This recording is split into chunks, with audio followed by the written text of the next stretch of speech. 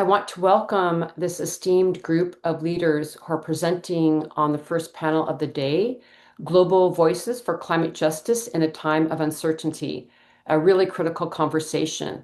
And I want to thank all of the presenters for your critical work and leadership. And we meet at a moment of profound crisis and possibility.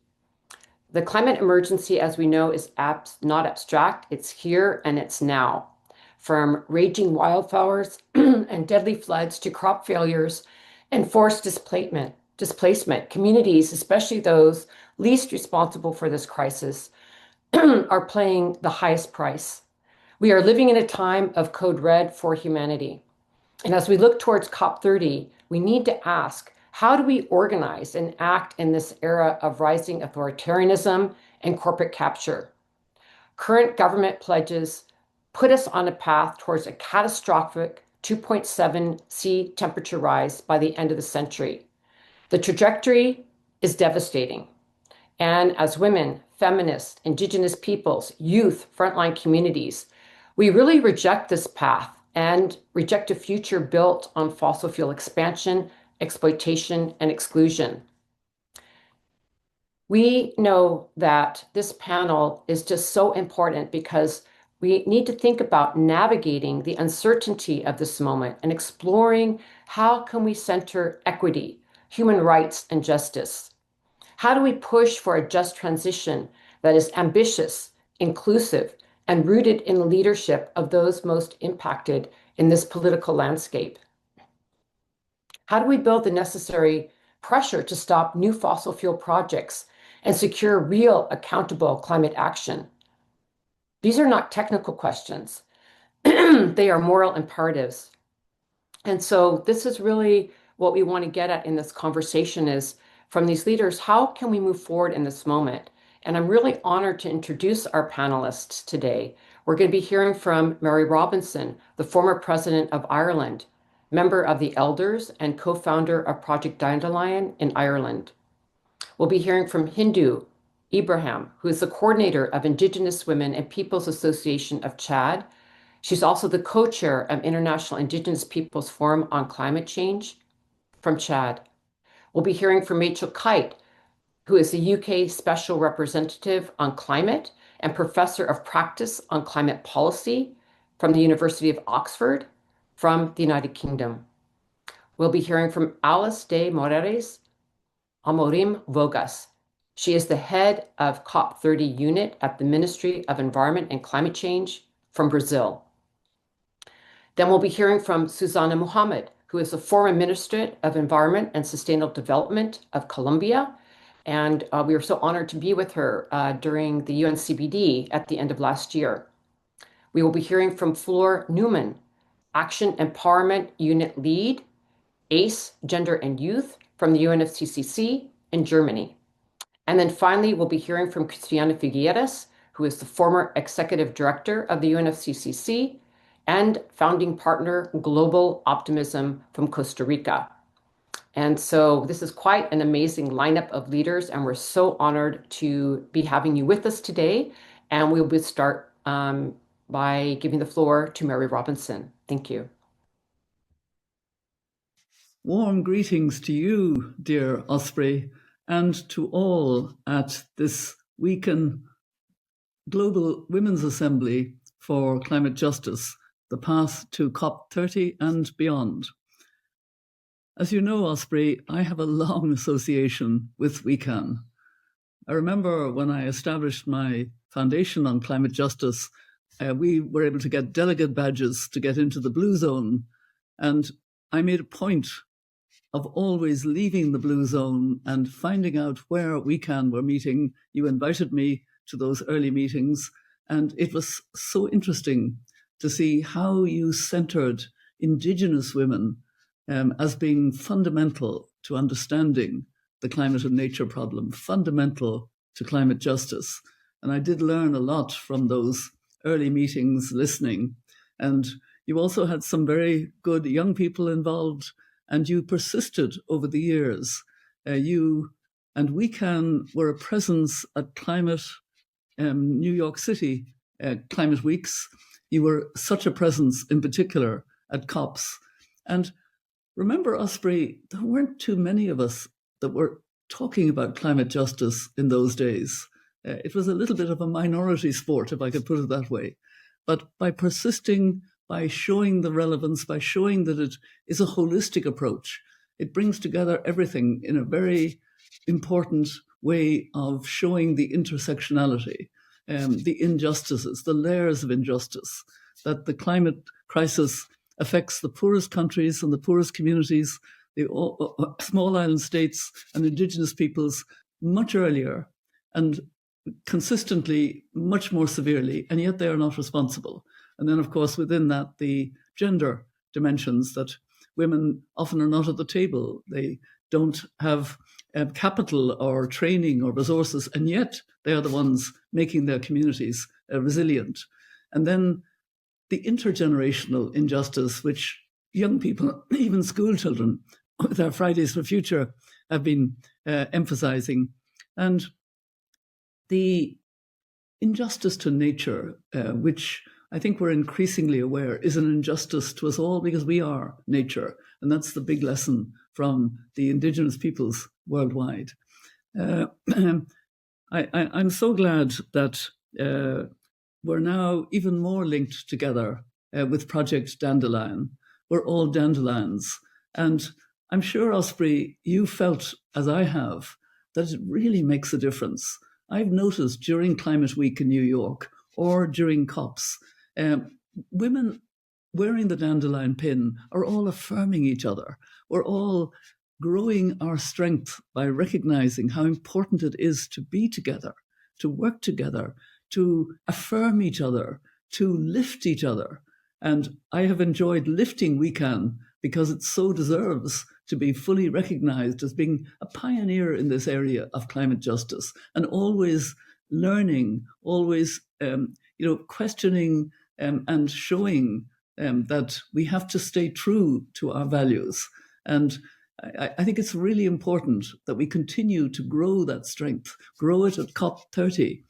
We are going to have a global ethical stocktake in each region before COP30. I'll be involved in the European Global Stocktake on the 24th of June in Kew Garden. And I hope that that will help to bring out the injustices and the ethical dimensions, the moral dimensions, and not just talking about economics and emissions and mitigation and adaptation and blah, blah, blah, that we'll actually get to the heart of the injustices and the need for a new paradigm of how we go forward.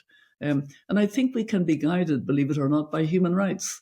I have been concerned that human rights have become very individualistic about the rights of individuals. But actually, there's a lovely part of the Universal Declaration of Human Rights, Article 29, the first sentence. And it isn't gender sensitive in the Universal Declaration, because that was 1948, when he was supposed to include she. But I use they instead. But listen to this. It's really something that affirms everything you're doing in WECAN. Everyone has duties to the community, in which alone they reach the free and full expression of their personality. So if you know you're part of a community, and if you do something in order to help that community to grow, you yourself reach your full potential. And I know you have reached your full potential, Osprey, in the enormous work and dedication you've given to WECAN over the years. So I look forward to us meeting during Climate Week in London. I know I can't be at your assembly, but I hope I have conveyed my sense of the importance of what you have built up with WECAN, that it is central to going forward, that we understand the importance of climate justice in tackling the climate and nature crisis, and that we have to have hope, and that women leaders together bring that hope, because hope is action, and that's what we're about. So all the best, and I look forward to seeing you in other spaces during the week. Thank you very much. Well, we thank Mary for joining us. She is at Climate Week in London, so she sent us that really wonderful video of her today so we could hear her voice, and we really appreciate her comments. And also, I really appreciate her bringing forward the issue of human rights and how we can continue to utilize these international standards like the Declaration on Human Rights, Universal Declaration on Human Rights, to help us in our climate justice struggle. So we thank Mary for her work, her incredible work around the world, and for her comments and for highlighting this really essential point. And with that, we're going to hand the floor over to Hindou. Hindou, so glad to have you here with us. You have the floor. Thank you very much, Osprey, and hi everyone. It's really a great pleasure to talk to over all the wonderful women for this Assembly of Women for Climate Justice.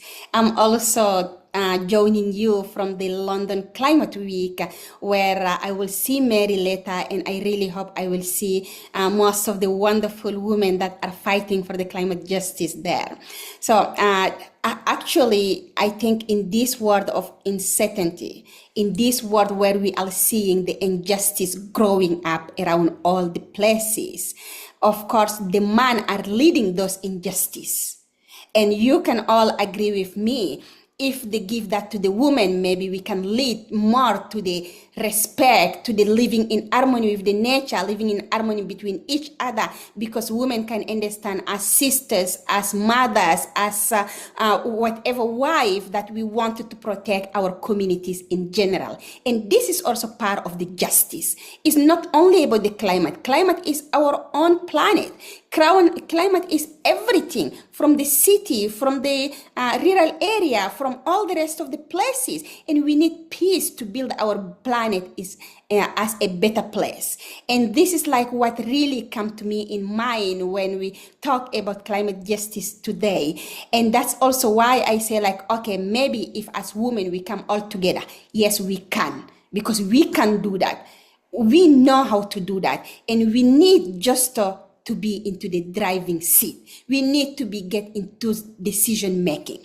So I wanted to share with you as Indigenous women, and especially what Indigenous women are doing on the ground, that we can be proud and get that as a light at the end of the tunnel that can really lead us to a right places. So in my community, I just was very worried about what is happening around the world. And I'm like, is that making sense to go to London, to go to Bonn, where we have 2 days before to discuss the agenda, agree on need and move? Is that justice to my community? Just get the flight and travel there.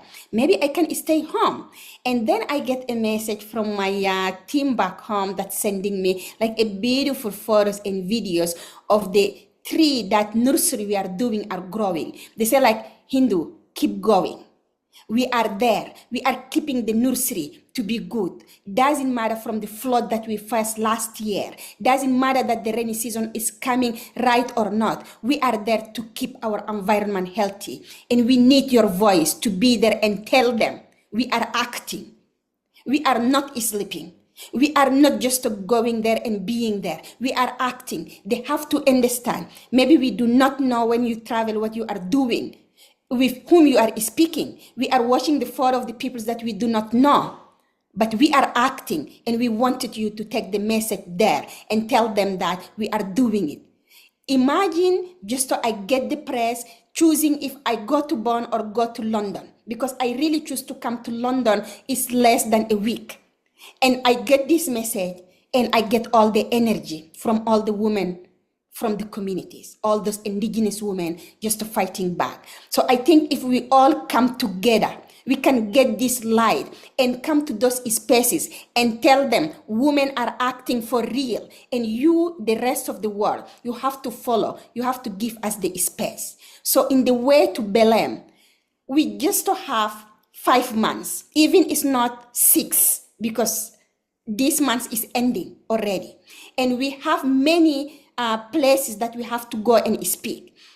Doesn't matter if we come in London, we have to go to New York if of course the visa allow with all what is happening around the world. But if you get any opportunity as women, we have to go there, we have to be there and say it's not any government, it's not any politician, it's not anyone who can stop us by doing the work that we are doing as justice. We can do it, and we have to do it as collectively. We cannot do it individually. We have the pre-COP who is happening also in Brazil. We have to go there and tell them that what we want is not the talk. It's not getting stuck 2 days in the agenda to agree. We need you to act in your NDCs, to make it more ambition, to cut the emission, to let our communities live, to let our peoples really live in harmony with the nature. We have to tell them as women, we can meet and have lunch, have breakfast, have dinner, and come up with a united voice. When we go to the negotiations, we look at each other and we know what we bring there. We don't have to tell them that, like, put the women there, but as women, we can backing up.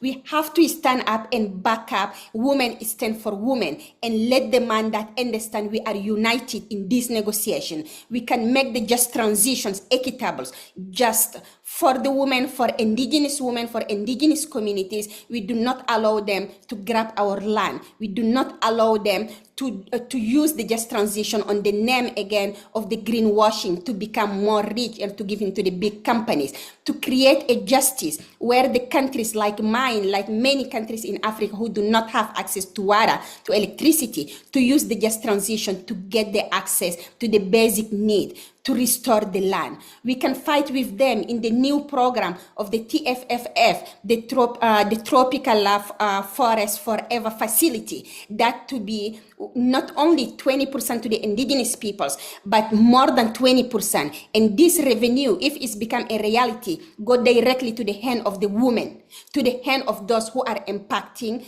and on the ground. So we need to tell them that from Belém, we have to make a work plan beyond Belém. By 2030, we have to make the climate to go down, decreasing on all the greenhouse gases, but not increasing. And I think I wanted to end by saying that as women, we can do it. We have to back up each other, and we have to ensure that we get sit in the tables, we get participations in an event that we have to make our voices. We have to get a direct access finance to make a real project on the ground happening for the real. And women can stand for women, and yes, we can do it all together. Thank you very much. Thank you, Hindou. It's always fantastic to hear from you and really good to see you. Thank you for taking time. I know that you're on the road, as you said, speaking out, which we need to hear your voice. It's so important, your dedication. I've known Hindou for many years. I met her at a climate negotiation many years ago in Cancun, and just have watched her leadership rise, and just so proud of your leadership and so thankful for it. And just wanted to say, yesterday we had a discussion, talking about women's leadership, how at the last COP in Azerbaijan, of 78 world leaders that were there, only 8 of them were women. And, that's just like one stat. We could pull out so many, but we've got to get women into decision-making places respected. And, all the reasons that we've talked about over the last day of why women's leadership is so essential, but it's being left out. So I'm really glad that you brought that forward. And yes, we need to be together. And with that, I would love to bring Rachel Kyte into the conversation. If you came in late, Rachel, we've already done the introductions at the beginning. So I'm just handing the floor to you. And thank you so much for joining us. Well, Osprey, thank you so much for inviting me to be with you today. And hello to everybody, many of you that I know and many of you that I don't know yet. I'm speaking to you from my office in London. We're in the middle of London Climate Action Week. I'm sure there are other people here. I know Mary is here. And it's twice as big as it's ever been before. There's sort of 750 official events across the city on every possible topic of climate change, because as Hindou said, climate is everything and everything is climate. And I think there's a number of reasons why London Climate Week is big this year. I think uncertainty about the climate week that we would normally have around the United Nations General Assembly. Some people can't get into the country, has already been noted. It's not a safe space for many others. And there's a question about whether or not we would get the focus and the conversation that we really need. I think it's also with COP30 being such a seminal moment that halfway through the year, when we can clearly see that we're not on track, it's important for people to come together, to up each other's ambition, to check in on what's really happening, and how to drive that ambition forward, because I mean the news changes every morning, but also to find solidarity and succor and spirit from each other, because this is a long, hard slog. I just came from a meeting now where somebody was quoting Barack Obama, who always used to say, and I remember this, you know, hard things are hard, the easy things have been done. And the hard things are hard, and that's what we're now grappling with at the beginning of a 10-year implementation agenda that the Brazilians hope to set forth at the next COP. I just want to make a few points which hold true for me in my current position as the UK's Special Representative for Climate, but were also true for me when I was working for multilateral finance or for the UN or for civil society and NGOs. First of all, is that we have to be able to hold two truths in our mind at the same time. First of all, is that we are making progress. The second truth is that we're not making progress fast enough for enough of us. So we are at a point where we can see that a renewable energy revolution is underway. We can see that more investment is flowing into renewables than anything else, but also at the same time, we can see more investment going into fossil fuels. This doesn't mean that the analysis of what's going on in the energy revolution is wrong. It just means that the transition is at that particular moment in time. It doesn't mean that we should pull back. It doesn't mean that we should suddenly think that coal is going to be the solution again. What it means is that we need to double down on what's working. And as countries and communities want fast energy, they want energy now. They want energy now because they need it for prosperity, for growth, for development. But they also want energy now because they don't want to miss out on the next technological revolution, which is artificial intelligence, which is already here and driving energy demand in the north. And so still the quickest way to get energy is actually renewables, which means that we have to deal with trade regimes and finance and partnerships between countries and communities, and we have to deal with supply chains which are disrupted and blocked and dominated by some countries over others.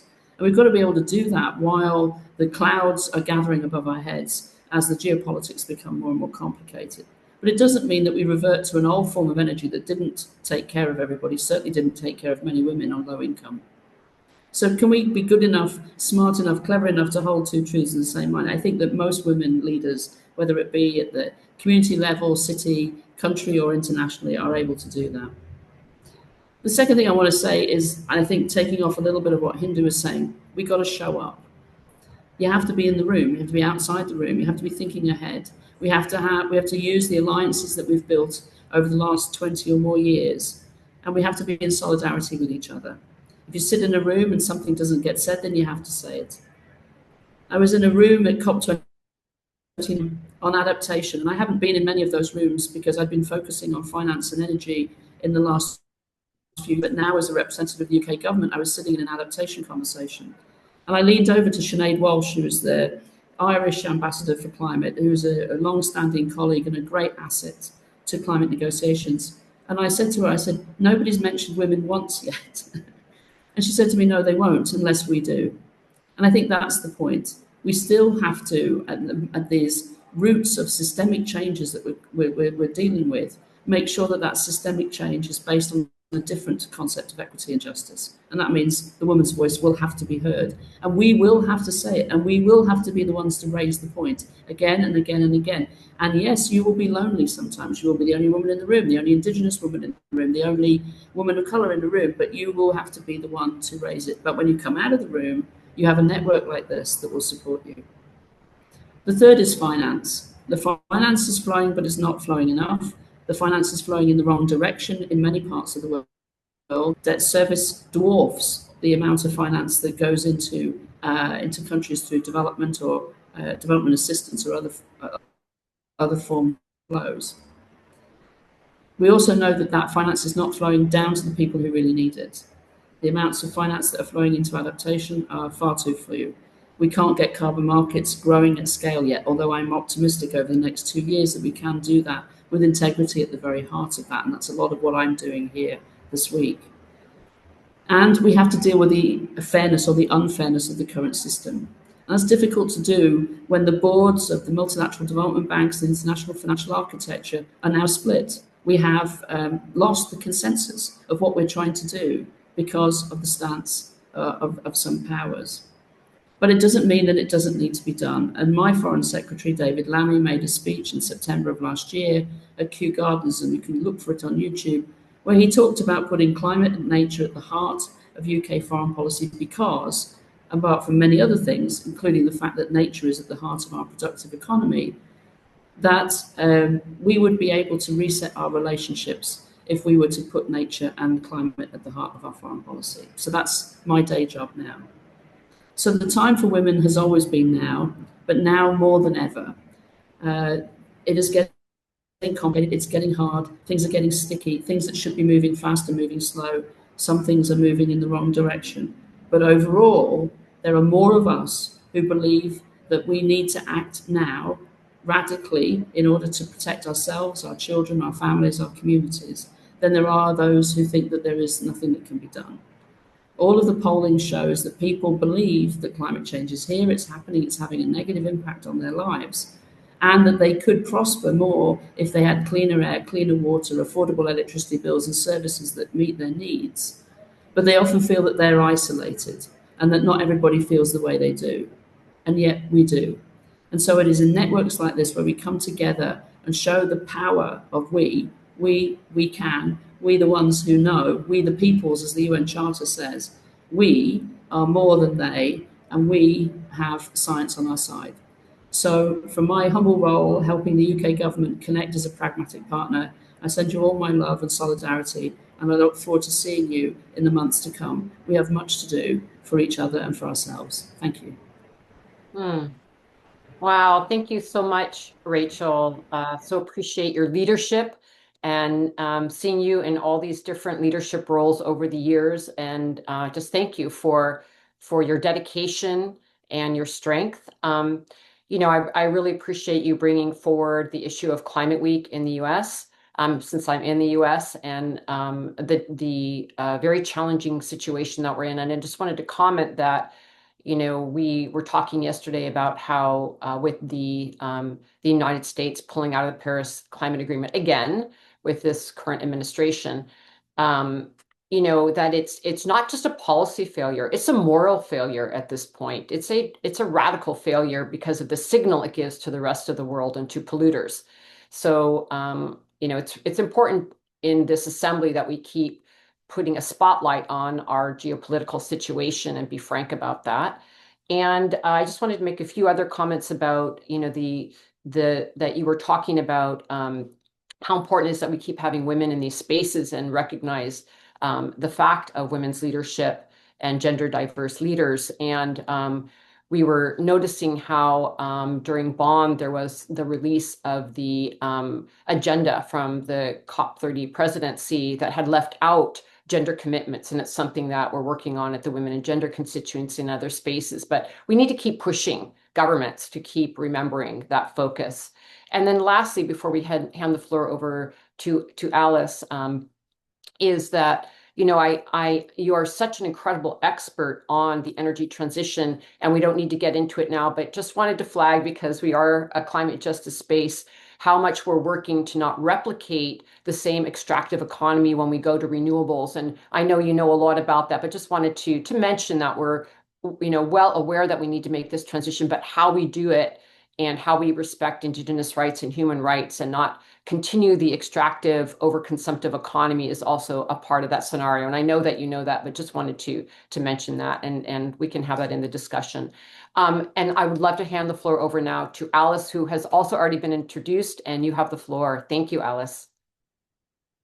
Thank you so much for the invitation to be here. It's a great pleasure. I'm actually here as well at the London Climate Action Week, trying to help spreading the word about COP30, and actually using our starting point and why are we talking about a COP Why do we need, why to be talking about implementation? Because inaction is not neutral, right? When we talk about climate justice, we talk about making choices, having intentionality about the choices, and framing the COP process and understanding that a lot of the decisions that must be made in order to tackle all the structural elements of our society, of our development models, they are outside the traditional UNFCCC and COP process. So we want to not to reinvent this process, but to reshape it, to make it much more fit for purpose for implementation. And this is something that requires different ways of creating space for mobilization, for the action agenda, for streamlining, focusing on what we need to focus. So you may have seen our last letter talking about all the four pillars that we have been talking about COPs. So we need to bring all this energy together with the segments of the heads of states, the negotiations themselves, the action agenda, and the mobilization all together to reach the most ambitious outcome. And what do we mean by ambition? It's of course about making sure that all these different groups are actually asking for more ambition in the new NDCs. We have very few NDCs, and we are in June when the deadline has already passed. If we don't have new NDCs by September, why do we need to have processes like this at the COP? These processes are domestically driven. They are not led by the COP alone. And we need the voices. We need to discuss the quality of those indices. We need to have the commitment also to make sure that the whole world understands that Paris is working. And as Rachel said, it's not as fast as bold as we need, but it is working. So we need to make it working. But how are we going to do it? So one of the call to action that we have been doing, it's actually taking different shapes and forms. The mutirão that you may have seen, it's actually a call to show collective leadership.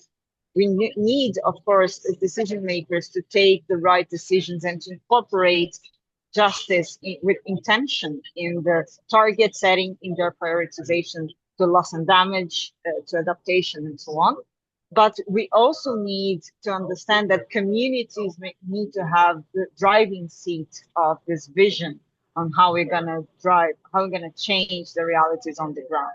So to connect this very local leadership that, for instance, we just saw here a couple of mayors coming in and actually expressing how much they have been advancing, regardless of the signals that the US federal administration have been putting forward, but that climate action is happening on the ground and will continue to happen because it makes sense in social terms, in economic terms, and it's something that it's actually reshaping the whole economy. So we need to make sure that everybody understands their role and their capacity to drive this reality. We are talking about a massive behavioral change if we really want to embrace justice into the quality of the low carbon development that we want to see in the world.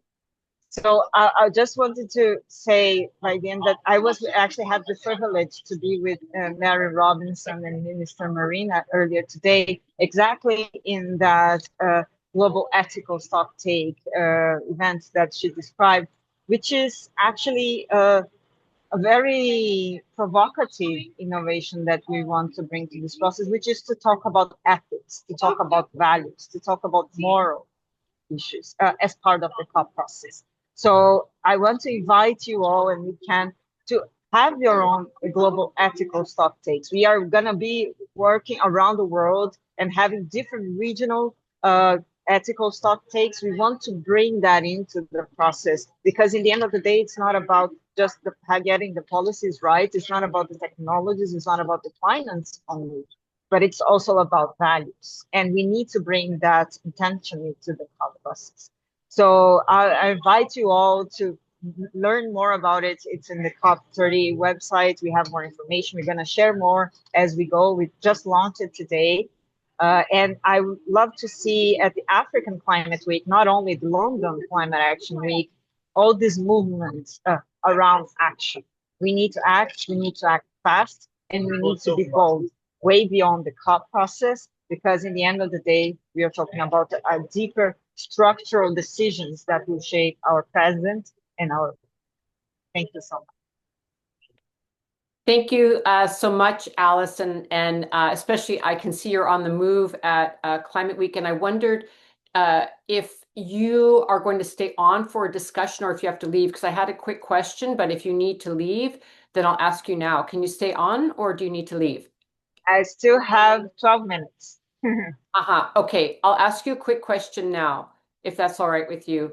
In terms of the ethical stock take, I'm wondering how you see that formally being interwoven into the actual negotiations, because we do see there being such a difficult, the negotiations are so difficult in terms of what actually is working. We talked at the introduction of this panel about the fact that right now governments have us leading toward 2.C degree rise in global temperature, right? So obviously that is a disastrous course. So how can we actually have the ethical stocktake start creating inroads to the phase out of fossil fuels, the actual negotiations to move us forward? And I'm wondering how you see that dynamic.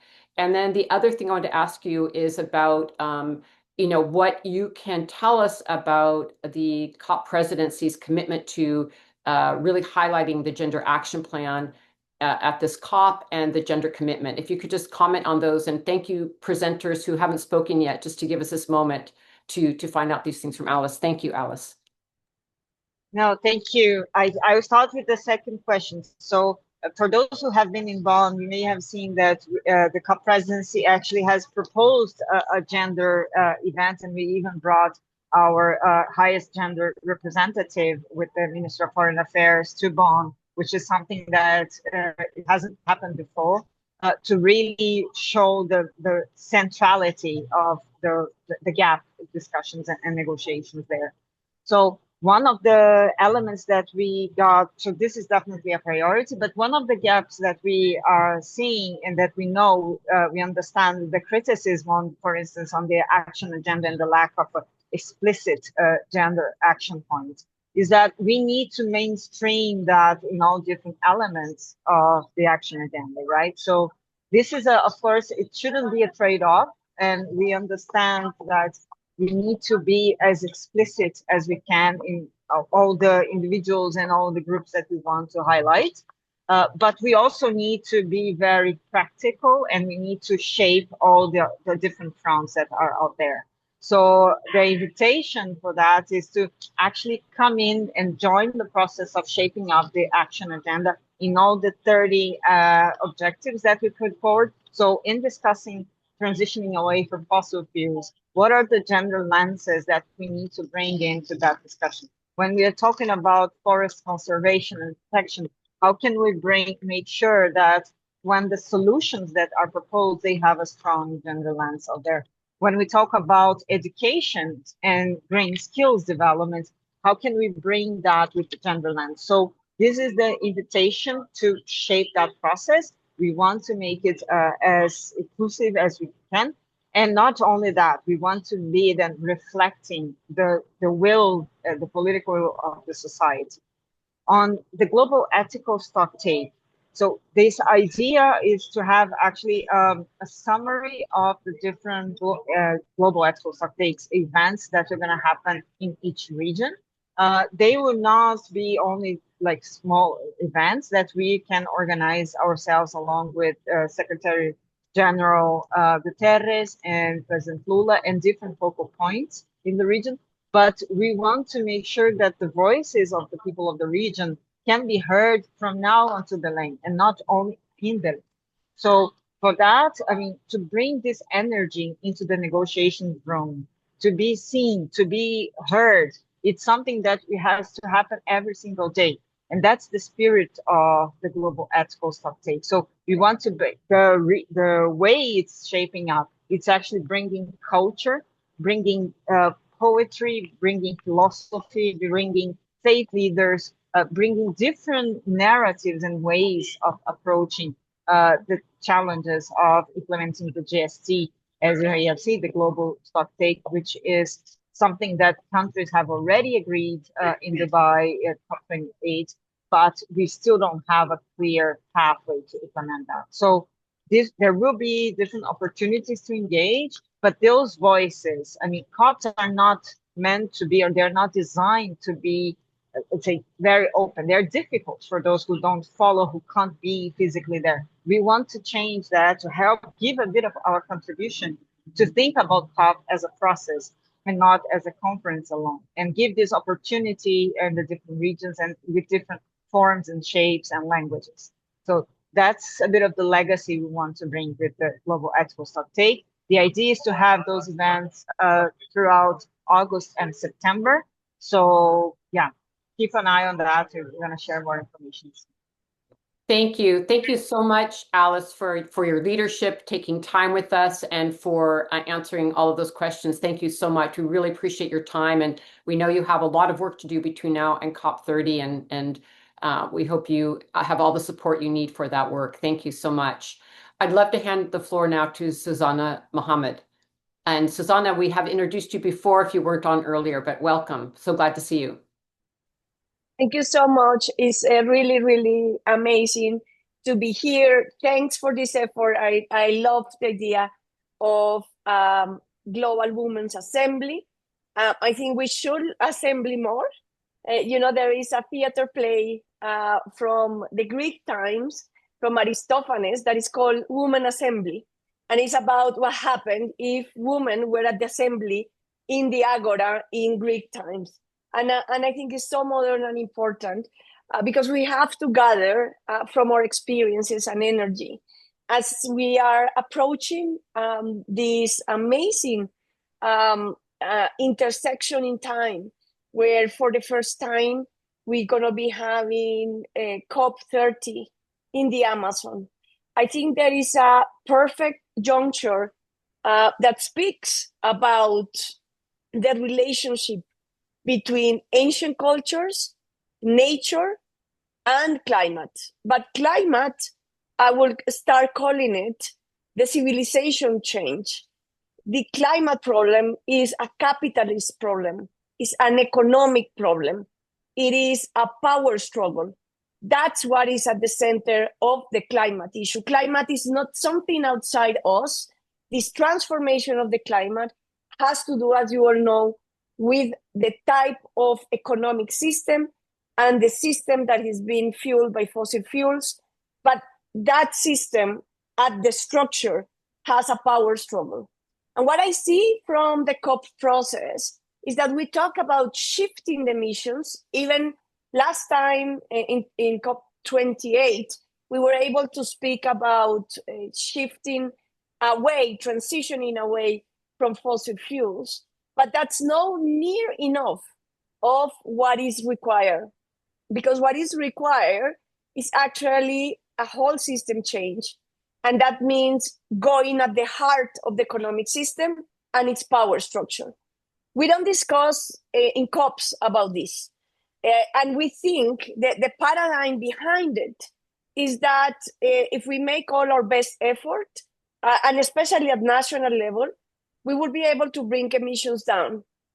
But we don't put the elephant in the room at the center. And that elephant in the room is that the current structure is not shifting and is actually getting worse. It's getting so worse that it's not even now respecting the multilateral system. It's going through the process of direct action through war. So how do we tackle this in the current COP process? What should be the shift in Belém as we move forward towards a decade, the half of the decade, which is critical to be able to balance somehow the climate? I think the reality is that we will need to acknowledge that by having the COP in the Amazon, we have to put forward the non-proliferation of fossil fuels at the forefront. And this means that the Amazon countries, including Colombia, should start committing to non-proliferation of fossil fuels in the Amazon. And the reality is that there is the intent, and the capacity to do so. It is a total contradiction to have one of the key biomes in the world that sustain life right now, and at the same time make it a production site for fossil fuels. It is a total contradiction. And I think from civil society, activists, and from actually those that are trying to tackle the contradictions of the system is an issue that needs to be highlighted. The presidents from the Amazon countries are going to meet here in Bogota in August. This should be a discussion. Probably for COP30, there will not be a decision, but I think it's one of the angles of change, because non-proliferation in key biomes where actually ancient cultures, biodiversity, and what is sustaining life is critical should be one of our main flags. I would like to finish that a lot of my faith is actually in grassroots and community, and the capacity of mobilization from the bottom up, because it is really the consumption and production system and these inequalities in the economic system that are at the center of the crisis. So from the citizen movement, from the mobilization, not only at the different scales, grassroots, cities, regions, nations, we need to push for dealing with the real problem. And our consumption and production patterns, plus putting at the forefront the most vulnerable people, the voices of the people that are most vulnerable to climate change, should help us to get that click that is required to make climate not an abstract process where actually right now is depending in global finance and technology, but a lively process where people can take change into their hands, as it is already happening, but that requires much more empowerment. And the third element will be public investment. And then the geopolitics there require a shift of power. And this is not happening. While we discuss at COPs the requirement of this huge investment, other parties see that the next change will be another version of green capitalism, meaning, again, the logic of extraction from the south to be able to implement technologies in the north that we end up buying. This cannot be the next cycle, because this will be the end of the process. What we need actually is a regime, a decision, a political decision that shifts this economic regime, and that politics takes, again, control over the decision making. We continue in the paradigm, even with a lot of the talks that we have at COP, that the market will solve this issue, and the market will not solve this issue. Change the economic regime, we're going to be able to affect the climate. Continue with the economic regime, even in its green version, the climate will not change, and the most vulnerable people in the planet are the ones to suffer. Thank you so much, Susana, Muhamad. That was so beautifully said and powerfully said, and we completely agree with your analysis and really appreciate you speaking out about it. And I also wanted to thank you for your amazing leadership at the UNCBD at the end of last year and sharing this perspective throughout that entire process. It's very, very important what you're saying. And I just wanted to highlight that later on this week during this assembly, we will be having a group of parliamentarians speaking about the Fossil Fuel Non-Proliferation Treaty. And as you mentioned, it's just so important that we look beyond what the capacity of the Paris Climate Agreement is, which is to reduce carbon emissions, which is very critical. But as you said, we also need to look at the supply end, which means stopping fossil fuels. And so that non-proliferation treaty of fossil fuels is critical. We're going to be having a discussion about that. And I also very much appreciate that you brought forward systemic change, because yes, the climate crisis, the biodiversity crisis, is a result of how humans have been living with each other and the earth for a very long time, and the inequities that go with that. And so if we don't have systems change, we're still going to perpetuate these systems of harm and inequities and injustices. And so one thing I'll end on and hand it over the floor over to Flor in a moment is that one of the things that I've really been touched by coming out of the global south, out of Latin America particularly, is the whole idea of buen vivir, living well, and the economy of living well, and these new economic frameworks, which I'm sure you can speak to in depth, looking at beyond growth, looking at the well-being economy. And buen vivir has been such a powerful philosophy and practice that we can learn from your region of the world. So thank you so much for your comments. And I'd like to hand the floor over to Fleur Newman. Welcome. Thank you, and thank you very much for the invitation to be here. I'm actually in Bonn at the subsidiary bodies session. It's so amazing to be joining this panel, and I'm humbled to have been invited. So I have the great privilege to support the multilateral process on climate change, where I'm responsible for 3 different but interconnected streams of work: on gender and climate change, on something called Action for Climate Empowerment, and on children and youth. And they are connected in many ways, but perhaps the most important is humanity. Each area is focused in different ways on how we ensure that all of humanity can understand and contribute to creating a future that values what matters. And as Susana has just so eloquently elaborated, at its root, climate change is not an environmental issue per se. It is an economic and social issue that has environmental impacts. In the UN Framework Convention on Climate Change, the parent treaty to the Paris Agreement, there is a reference to limiting anthropogenic emissions of greenhouse gases so as to avoid dangerous anthropogenic interference with the climate system. Very important aspect of that reference is anthropogenic, meaning created by people or caused by human activity. Yet, a problem that's created by humans can also be solved by humans. It's not a simple problem, because at its root, we have an economic system that is built on the myth that we can simply ignore the source of all our wealth, that is, functioning ecosystems, and to not adequately value the systems that enable people to thrive and ecosystems to flourish.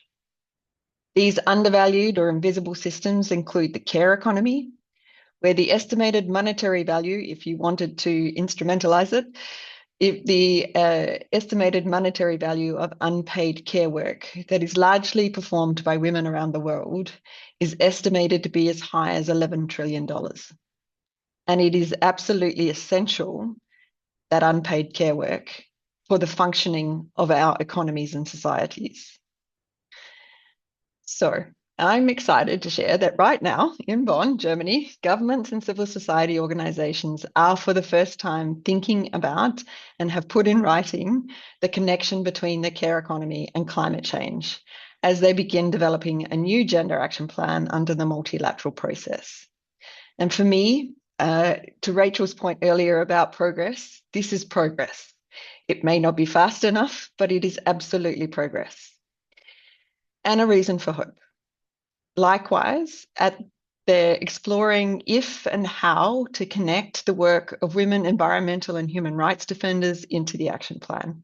Again, this is something that 5 years ago perhaps would not have even been brought into the conversation. Another aspect of what I do, this work on that's the sort of work on gender and climate change. The other area on Action for Climate Empowerment is the name given to the work under the Convention and the Paris Agreement on climate education and public awareness, training, public access to information and participation, so public participation in climate policy and action, and international cooperation on all of those things.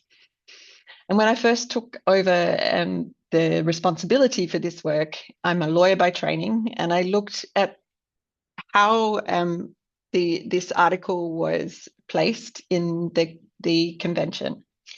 And it sits at Article 6, which comes before the creation of the governing body of the convention, so the Conference of the Parties.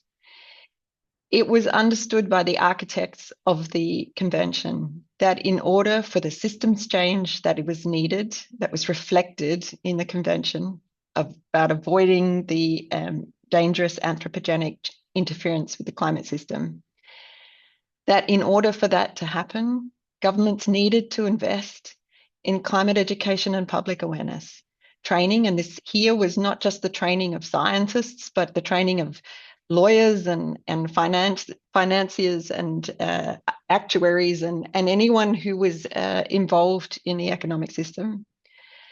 That public access to information and public participation would be essential in order for that systems change to happen.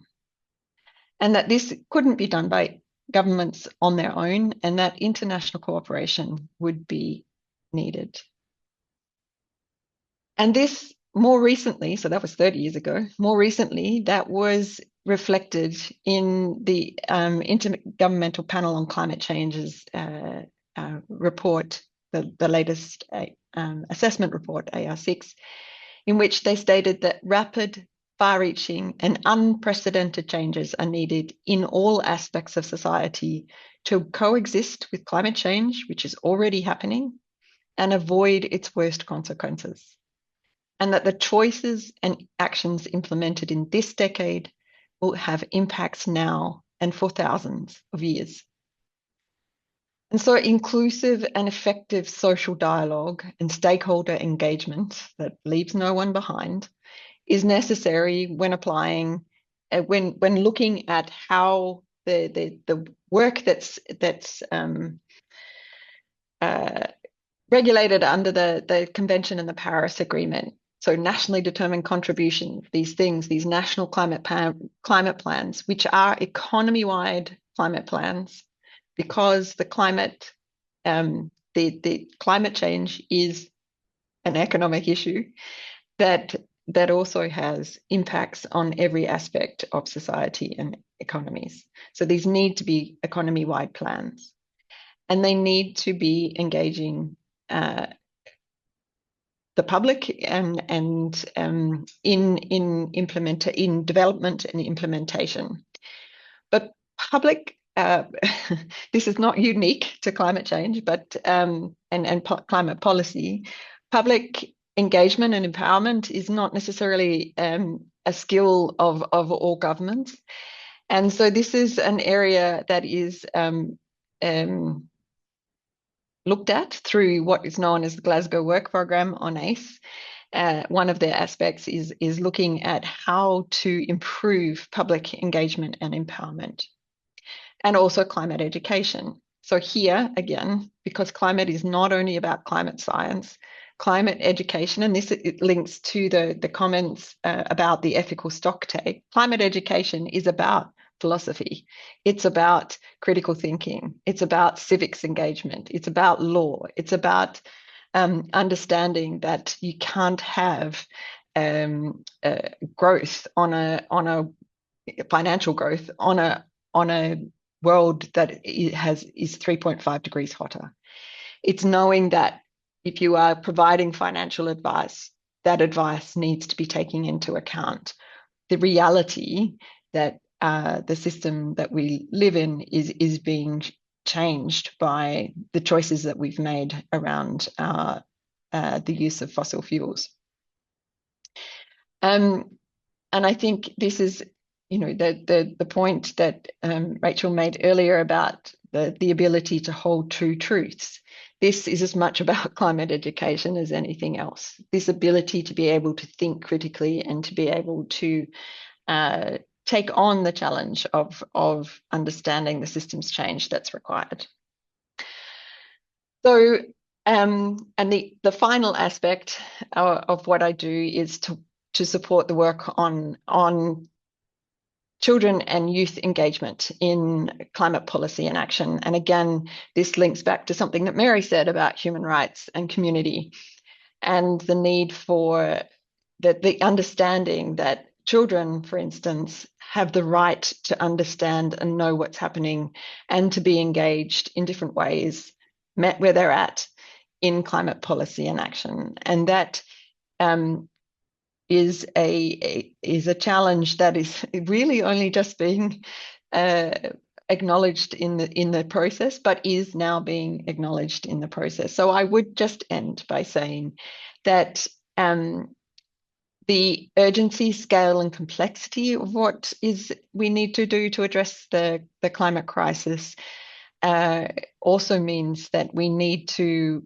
have networks like this one to be doing things differently, which means making sure that we have different people at the table who are making those decisions. And certainly one of my mantras at the moment is that we need to change the minds of decision makers, or we need to change the decision makers, and that we can do through public engagement and empowerment.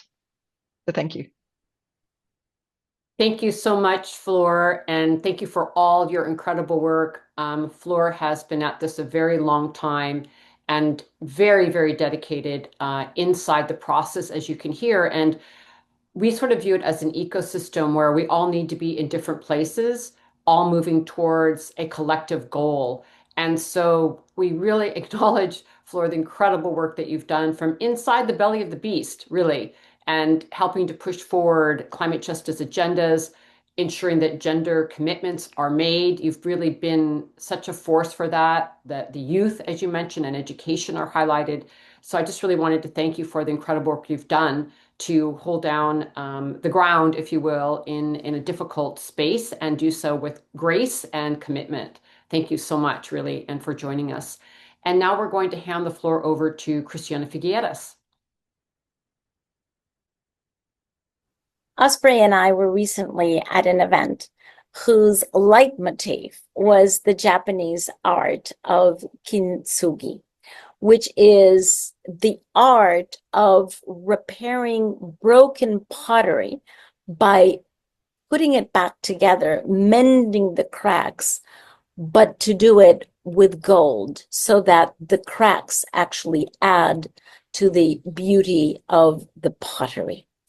And I was really taken by this philosophy that I knew of, but all of a sudden it took on so much more meaning because we are living in a world of broken promises, of broken systems, of broken structures, of broken hearts.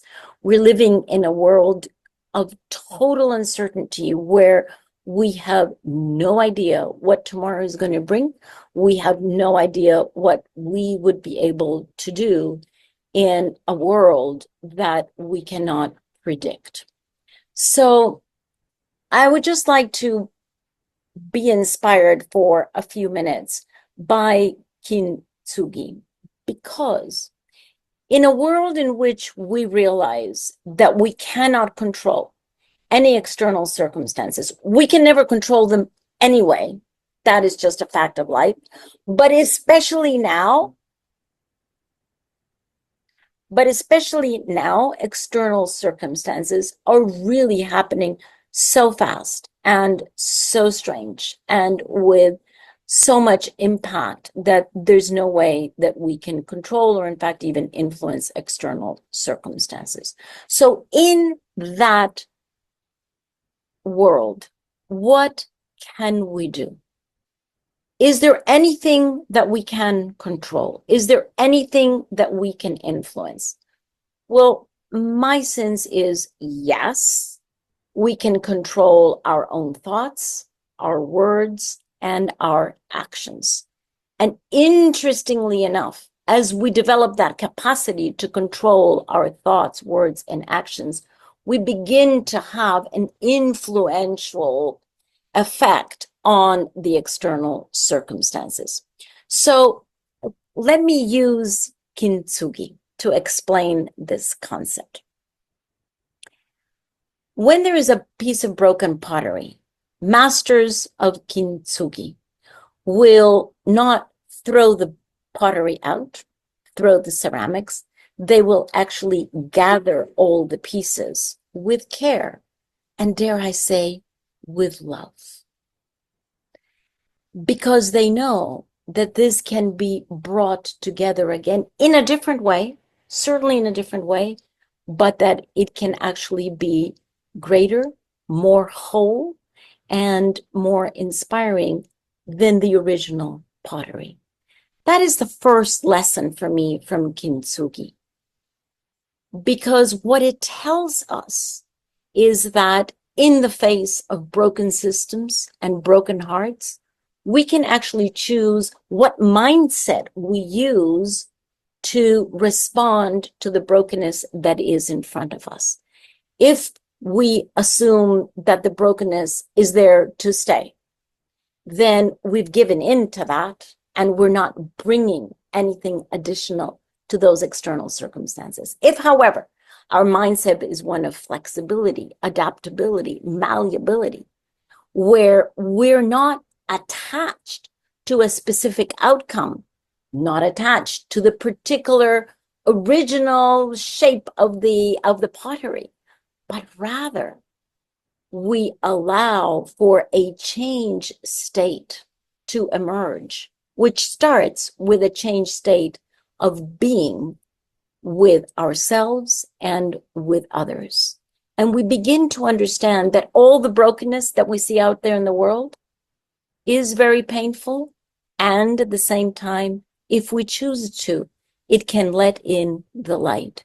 We can see the opportunity in everything that we feel is a defeat. We can face defeats, but we cannot be defeated. Because if we have that capacity to be malleable, to be flexible, to pick up the pieces with love and with care, then we begin to understand that choosing our response mindfully is more important than the pieces that are in front of us, because the how becomes more important than the what. The how we respond to the external circumstances becomes much more important than the external circumstances. That is, for me, the first lesson from Kintsugi, and that is the mindset that Kintsugi masters always bring to their broken ceramic pieces. Second lesson that I take from Kintsugi is to turn to nature as being the source of so many lessons and so much wisdom. Why? Because in Kintsugi, the resin, the lacquer that is used to bring these pieces of ceramic together is actually the resin of the urushi tree, and predominantly found in East Asia. Here's the beauty of that resin. It is actually the resin that is produced for self-healing when the tree is damaged. What a lesson for life. So can we be inspired by that? Can we understand that when we're trying to bring our pieces together with care and with love, that we should do it in the urushi way? That we recognize that we have an inner vitality, an innate vitality that can lead to self-healing if we choose it and if we let it emerge. And that is actually the only way that we will be able to provide any healing energy for the broken pieces that lie at our feet. The third lesson that I derive from Kintsugi comes from the gold that they apply on top of the resin. And that gold for me is the gold that we have deep inside of us, the inner self-awareness, the self-knowledge, to be able to dig deep into ourselves, to understand that in the middle of a storm, the only anchor that we really, really have is ourselves. And that anchor is the anchor that we can always come back to, no matter how powerful the outside storm is. And then to be able, out of that anchor, to bring our embodied presence to the external circumstances. That embodied presence, anchored in self-awareness, is what actually changes the sense of the circumstances that we are dealing with. That is the power of authenticity. It is the power of vulnerability. It is the understanding that personal resilience is actually what is at the root of the planetary resilience that we are desiring and that we actually may work toward. The wisdom of starting with self-awareness and putting that really as our deep anchor is being increasingly recognized by many authorities. Of course, all ancient traditions, all Aboriginal knowledge traditions have always recognized this. It is only in the infinite wisdom of Western culture that we actually forgot that. But we are beginning to relearn that from Aboriginal wisdom to ancient wisdoms. We're beginning to understand. And I think Otto Sharma, the founder of the Presence Institute, puts it really beautiful. He says the success of an intervention depends on the interior condition of the intervener. It doesn't depend on all of the external circumstances. It depends on the interior condition of the intervener. That is the gold. That is the gold that we can bring to every broken circumstance that we are a part of. And here's the beauty of it. Nobody can rob us of that. That is the value add that we can bring to every circumstance, and that only depends on us, only depends on our capacity to self-reflect and to invite the emergence of the kind of wisdom that we know is needed in any circumstance. Such powerful words from Christiana Figueres. We thank you so much for that reflection and really weaving this conversation, which we have been having throughout this assembly, of our interior world and what is happening in our exterior world, and who are we in this moment of time, and that this condition that we find ourselves in is completely related to who we are and how we've developed and structured our societies and our worldviews.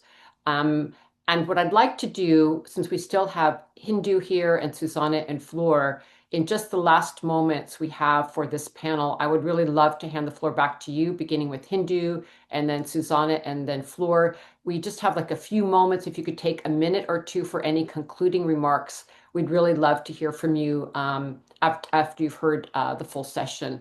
Hindou, you have the floor. Sure, thank you very much. It's so great to hear from all the other women leaders, and thank you, Christiana, for the wisdom of all the knowledge, the ancient knowledge that really can guide us. So one thing that I have to again repeat, all together we can go very far.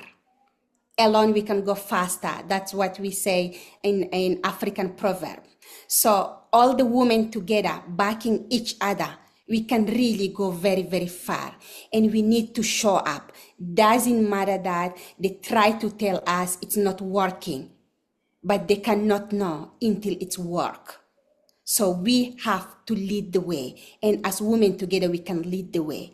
And please, in anything that you are speaking, make sure that to highlight the indigenous peoples. We are not the victim. We are the solution. What we are bringing in the tables is a lot. And we know that from our communities.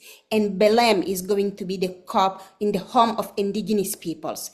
Even if it's going to be difficult, we know logistic accommodation and many challenges, but it is going to be in indigenous people's place. We need you. We need you to be with us. We need you to stand up with us. We need you maybe for the first time. They can listen from us, all those leaders. So together as women, as indigenous peoples, we have to make it. We have no choice. Like I have no choice. My community, Indigenous people, is counting on me. So we have to do it. And I hope I can count on all of you. And thank you so much again for this wonderful, wonderful panel.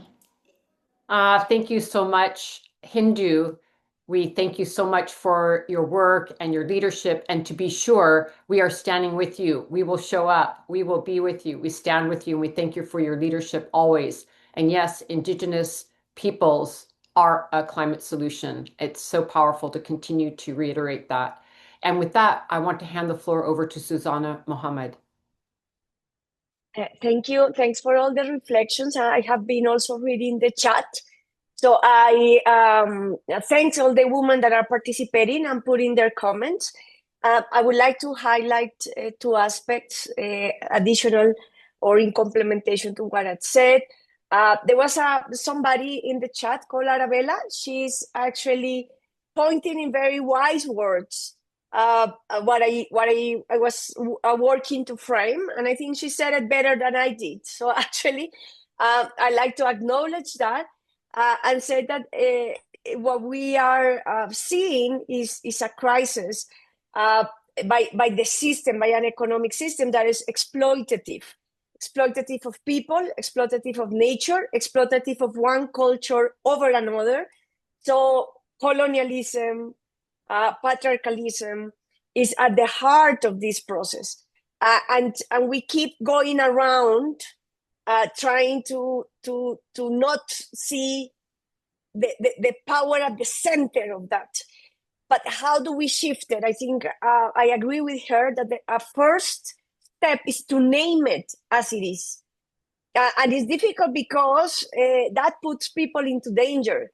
And that's why women, human rights, defending land, defending everywhere in the world, their livelihoods, their cultures that have been subjected to extractivism are in danger, are in life danger. I'm working here in Colombia from political perspective because I think this is a power struggle.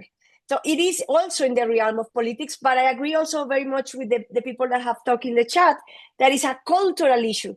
A cultural issue, how do we create a culture not centered in the economic growth and fossil fuels? I will call it a carboculture, a culture of carbon.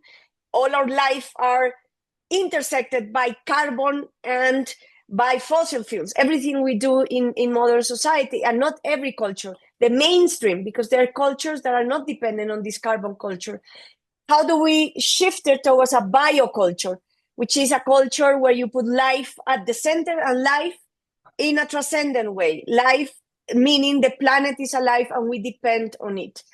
And I agree, Indigenous peoples teach us that, but also one step beyond, as Christiana said, with the uncertainty, we cannot come back to paradise. Paradise has been destroyed.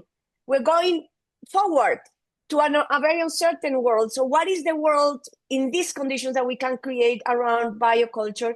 And I'm working politically in Colombia, how we can put a political platform on bioculture and how will that transform Colombian economics, politics, inequality, regions, territories, with the participation of the diversity of people. I think diversity is another key word of this change, because this carboculture has taken us to become homogeneous, trying to destroy the different cultures we have on Earth, and that have taught us throughout millennia how to live in this planet from different ecosystems, regions, and has created diversity of culture. Diversity is at the center.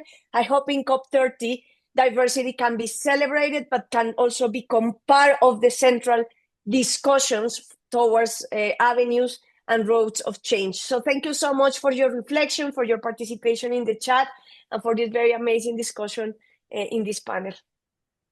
Thank you so much, Susana. We really appreciate your leadership and your comments. And also, just to add on, and then we'll give the final word to Flor very briefly, is, I think we have to also name supremacy and the fact of this ideology of supremacy, whether that's supremacy of man over woman, supremacy over nature, people who are white being supremacist over others, and really dismantling these hierarchies is a part of dismantling the patriarchy, dismantling colonization, racism, and the capitalistic system. And so I think we need to continue to work on, since we talked about earlier, ethics and the values that we're living by. It is also dismantling this ideology of supremacy, which has been so harmful. And Flor, we just have a few seconds left. Please take us home. Thank you. And not much more to add to that incredibly rich reflections, but really, I think there were two things. One is the need for us to tell the stories and to tell stories of both hope and what's possible, as well as the stories of what's happening in reality. And the other is the need for deep listening, that we are in a time when individualism has impacted our ability to be in community and to listen to each other. And I think listening is essential right now, and that can lead to understanding, and we need the difference that we need in everything that we're doing. We need to be doing everything differently. And in order to do that, we need to be listening to each other. Thank you. That's very wise words, Flor. I want to thank all the panelists for this extraordinary session. It's been really rich, and we will continue to work together. As was said by Hindou, we are together, we need to be together, and we will continue to work together. So thank you so much for your time. And we're going to be introducing the next panel in just a moment. We have a short video we want to show as a sort of segue from this conversation to our next panel. So if you would go ahead and show that, Jacqueline. And again, thank you to all the presenters. Wonderful, powerful conversation. Thank you. How will the future generation look back on us? Are they going to say that we were the healers? We were the warriors that stood up for them so that they may live. Recuerda, unido, jamás será vencido. Recuerda, unido, jamás será vencido.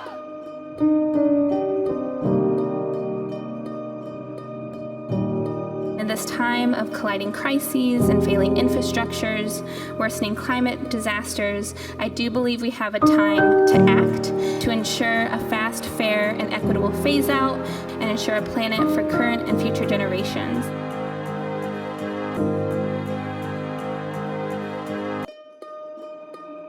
A recent report by the UN Environment Program found that governments still plan to produce more than double the amount of fossil fuels in 2030 than what would be consistent with limiting global warming to 1.5 degrees. Since the signing of the Paris Agreement, the world's 60 largest private banks have provided $5.5 trillion in financing to the fossil fuel industry. We cannot continue with these disastrous numbers. The fossil fuel industry has hurt us for far too long, both in the terms of emissions, but also causing a lot of wars and militarization. And when we talk about the impacts of oil and gas and why we need a phase out of oil and gas all across the globe, is because this is not just about the reduction of emissions at source. This is also about the reductions of the harms and the violence Indigenous peoples have felt on our lands and our bodies and our communities.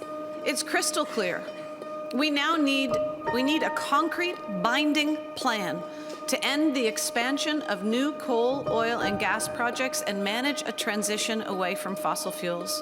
Nation states are now calling for a fossil fuel treaty, an equitable and wind-down plan for how to manage the wind-down in a way that leaves no country or community behind. Kick polluters out! Kick polluters out! Kick polluters out! Kick polluters out! No climate justice without human rights! No climate justice without human rights! No climate justice without human rights!